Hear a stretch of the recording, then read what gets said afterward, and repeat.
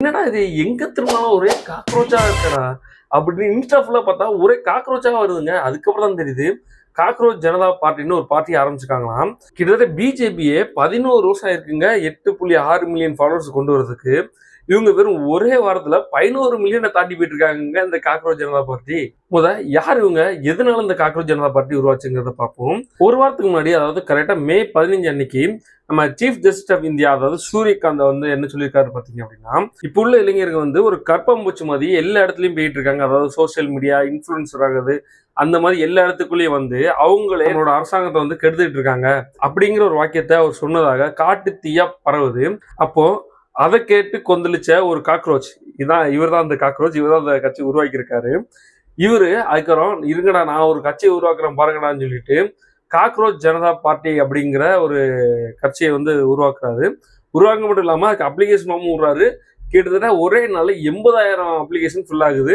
அது மட்டும் இல்லாம இன்ஸ்டாகிராம்ல இப்போதைக்கு நான் இப்போ எடுக்கிற டைம்ல 11 மில்லியன் ஃபாலோவர்ஸை தாண்டி போயிட்டு இருக்கு இந்த காக்ரோச் ஜனதா பார்ட்டி.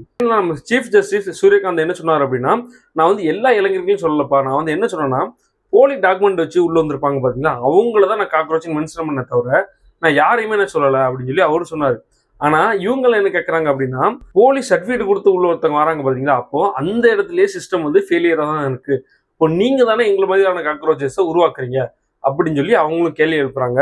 அது மட்டும் இல்லாம இந்த காக்ரோச்சஸ் எல்லாம் சும்மா இல்லைங்க, நிறைய பேர் காக்ரோச்சோட அந்த ஆண்டனா மாதிரிலாம் வேஷம் போட்டு காக்ரோச் மாதிரி ட்ரெஸ்ஸை போட்டு நிறைய குளங்கள் ஏரிகள் உள்ள குப்பைகள்லாம் எடுக்கிறத வீடியோ எடுத்து இன்ஸ்டாகிராம்ல போட்டுட்டு இருக்காங்க. அது மட்டும் இல்லாம இந்த கட்சியை தொடங்கினவர் என்ன சொல்றாரு பாத்தீங்கன்னா, இது நாங்க வெறும் ஃபன்னுக்கு மட்டும் தொடங்கல, இது நாங்க உண்மையாவே இம்ப்ளிமெண்ட் பண்ண போறோம் அப்படின்னு சொல்லியிருக்காரு. அது மட்டும் இல்லாம இவரு சில மேனிஃபெஸ்டோ வெளியிட்டிருக்காரு. எக்ஸாம்பிள் பார்க்கணும் அப்படின்னா, ஒரு பார்ட்டியில் இருக்கீங்க, அந்த பார்ட்டியில இருந்து நீங்க வேற பார்ட்டிக்கு மாறுனீங்க அப்படின்னா உங்களுக்கு 20 வருஷம் வரைக்கும் தண்டனை கிடைக்கணும் மாதிரி சொல்லியிருக்காரு. அது மட்டும் இல்லாம பெண்களுக்கு 50% இடஒதுக்கீடு பண்ணணும் மாதிரி சொல்லியிருக்காரு. பெரிய பெரிய நியூஸ் சேனல்லாம் பார்த்துருப்பீங்கல்ல, அந்த மாதிரி நியூஸ் சேனல் ஃபுல்லாமே இந்த பெரிய பெரிய கம்பெனி, கார்பரேட் கம்பெனி கீழே இருக்கக்கூடாது. அதாவது நம்ம அம்பானி அந்தானி அந்த மாதிரி யாருக்கிட்டையுமே அந்த மாதிரி நியூஸ் சேனல் இருக்கக்கூடாதுங்கிற மாதிரி சொல்லியிருக்காரு. இந்த மாதிரி சில மனிஃபெஸ்டோ அவர் வச்சிருக்காரு. இருந்தாலும் இந்த பார்ட்டி வேற லெவல்ல வைரலா போறதுனால இந்த பார்ட்டியை பத்தி நான் பேசினேன். நீங்க இந்த பார்ட்டியை பற்றி என்ன நினைக்கிறீங்க அப்படிங்கிறத கமெண்ட்ல சொல்லுங்க. நீங்களும் ஒரு காக்ரோச் தாவாங்கிறத கமெண்ட்ல சொல்லிட்டு போங்க.